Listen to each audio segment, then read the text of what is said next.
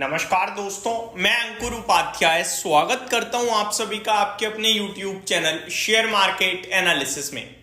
दोस्तों यहां पे आप सभी के साथ बात करने वाला हूं फ्यूजन माइक्रो फाइनेंस के बारे में। कल भी मैंने इसके ऊपर वीडियो बनाई थी जब आप लोगों के काफी कमेंट्स थे। स्टॉक इंट्राडे बेसिस पे कल 10% क्रैश हुआ था, लोअर सर्किट पे था। आज अगेन ये स्टॉक 8% क्रैश हो गया है दोस्तों, almost near to hit lower circuit. Stock around 253 पे ट्रेड करता हुआ दिख रहा है। 251 का आज का लो है। इस स्टॉक की कहानी बहुत खराब हो गई है। 650-700 रुपए का स्टॉक है ये और अभी 250 रुपए पे आ गया है। इनफैक्ट मैं कुछ कमेंट्स भी पढ़ रहा था, वो यही कह रहे थे time to buy now fusion microfinance. Interesting बात यह कि लोग सिर्फ गिरावट को खरीदने का मौका समझते हैं, लोग उसकी गिरावट के पीछे रीजन नहीं समझते। देखो ये स्टॉक मार्केट है, यहाँ पे एक चीज के लिए दो कहावतें बनी है। फॉर एग्जांपल जो लोग इंटरेस्टेड है बाइंग के लिए, उनके लिए एक कहावत है कि always use a dip to buy, ठीक है। लेकिन दूसरी तरफ ये भी कहावत है स्टॉक मार्केट में, don't catch a falling knife. कभी भी गिरते हुए शेयर को पकड़ने की कोशिश मत करो। और एक तरफ इंसान कहता है कि गिरावट में खरीदोगे तभी पैसा बना पाओगे। अब एक्चुअली में कौन सी सच है कौन सी सच नहीं है, देखो ये दोनों ही मुहावरे अपनी अपनी जगह, दोनों ही प्रूफ अपनी अपनी जगह ठीक है और सिचुएशन के हिसाब से आपको इंप्लाई करने चाहिए।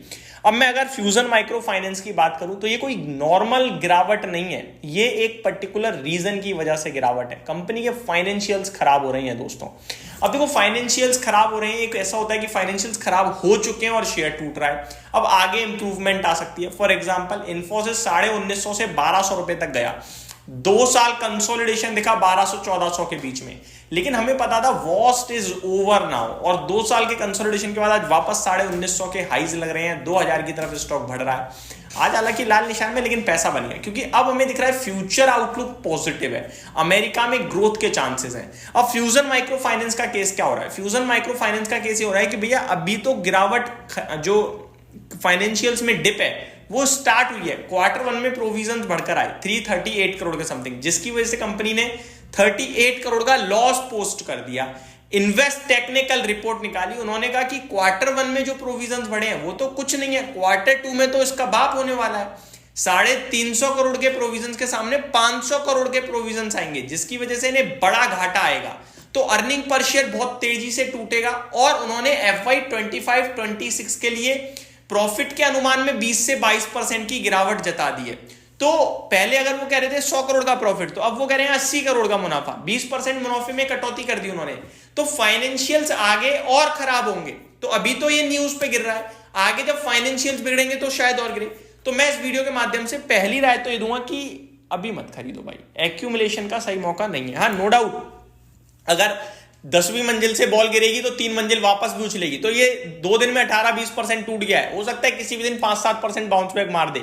उसमें आप और हम बहुत खुश हो जाएंगे कि भागा भाई, आपकी वजह से नहीं ले पाया, मैं तो ले रहा था। लेकिन एक दिन जंप मारने के बाद फिर 5-7 दिन वो कंटिन्यू थोड़ा करके टूटेगा, ये आप नोटिस कीजिएगा। तो मैं बाउंस बैक के लिए आपसे नहीं कह रहा हूं, मैं कह रहा हूं कि चीजों को समझो, उसके बाद लेना है ले लो।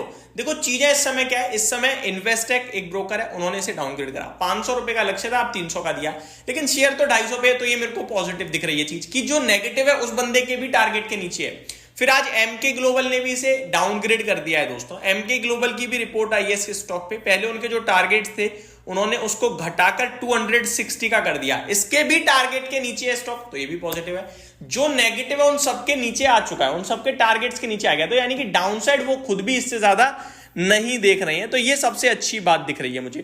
तो एक चीज तो क्लियर है कि यहां से ज्यादा गिरावट नहीं होनी चाहिए स्टॉक में। बाकी फाइनेंशियल्स की बात करूं तो 2500 करोड़ का कंपनी का टोटल मार्केट कैप रह गया है। प्रॉफिट हालांकि टूट कर आएगा, इस बार भी घाटा पोस्ट करेगी और घाटा ज्यादा आएगा इस बार। लास्ट ईयर देखे तो मुनाफे से घाटे में आएगी कंपनी बड़े लेवल पे, और क्वार्टर घाटा जो है उसके सामने घाटा बढ़कर आएगा, जैसे कि मुझे लग रहा है, क्योंकि 500 करोड़ के प्रोविजंस की उम्मीद है। स्टॉक अपने लाइफ लो पे ट्रेड कर रहा है दोस्तों, और लाइफ हाई वाले बाजार में अगर कोई लाइफ लो पे ट्रेड कर रहा है तो कुछ तो सीरियसली अंदर पक रहा है। तो इस स्टॉक को ना एकदम वी शेप रिकवरी आएगी नहीं, एक आध बाउंस बैक आएगा फिर टूटेगा। जब ये स्टॉक सस्टेन कर जाए गिरावट में, कंसोलिडेशन करने लगे, आउट ऑफ न्यूज हो जाए, सारी न्यूज खत्म हो जाए, तब आप इसे एक्यूमुलेट कीजिएगा, अभी मत कीजिएगा। अभी हमें ऐसा लगता है कि कल 10% टूटा, आज 8% टूटा, तो अचानक ऐसे ही बढ़ेगा और उस बीच में मैं निकल जाऊंगा। बाजार इतना सिंपल नहीं है। बाजार इतना सिंपल होता तो शायद हम सब बहुत आसानी से पैसा बनाते। बाजार बहुत ही हार्ड है, बहुत ही डिफिकल्ट है। और टेक्निकल्स पे देखो, लाइफ लो पे और फ्रेश राउंड ऑफ शॉर्टिंग दिख रही है। इनफैक्ट अभी आप ले रहे हो, इससे अच्छा तो ये कि 310 के ऊपर जब चार्ट्स पे ब्रेकआउट आ जाए ना तो लोगे तो ज्यादा बेटर है। अब आपको 310 तो बहुत ऊपर का लेवल है, मैं क्या करूं भाई, वहीं से तो स्टॉक टूटा है कंटिन्यू बड़ी बुरी तरीके से, तो मेरे हिसाब से नहीं है। इनफैक्ट 310 छोड़ो, 275 जो कल का लो है उसके ऊपर भी निकले तो भी आप एक बार को सोचो। हर दिन एक नया लो लगा रहा है, एक प्रीवियस डे का हाई ब्रेक नहीं कर रहा है, तो फिर आपको नहीं लेना चाहिए मुझे लगता है। अभी सावधानी ही बरते तो ज्यादा अच्छा है। अब इस बीच में काफी सारे इन्वेस्टर होंगे जो ऑलरेडी होल्ड करते हैं, वो कहते हैं बेच के निकल जाए क्या? नहीं भाई, ये गलती नहीं करनी है, क्योंकि 2 बंदों की रिपोर्ट आई है, नेगेटिव डाउनग्रेड किया है, अपने टारगेट कट करे, पर उन दोनों के टारगेट के नीचे है तो ऑलरेडी टूट गया है। बेचना मत, बैठे रहो, फ्रेश एंट्री के लिए भी बचो। चीजें मैंने आपको बता दी क्यों गिर रहा है स्टॉक और आगे क्या हो सकता है और किस किस की रिपोर्ट है, क्या क्या टारगेट्स हैं। होप आपको ये सही समय पे जानकारी अच्छी लगी होगी। Thank you so much for watching this video. Have a great day guys.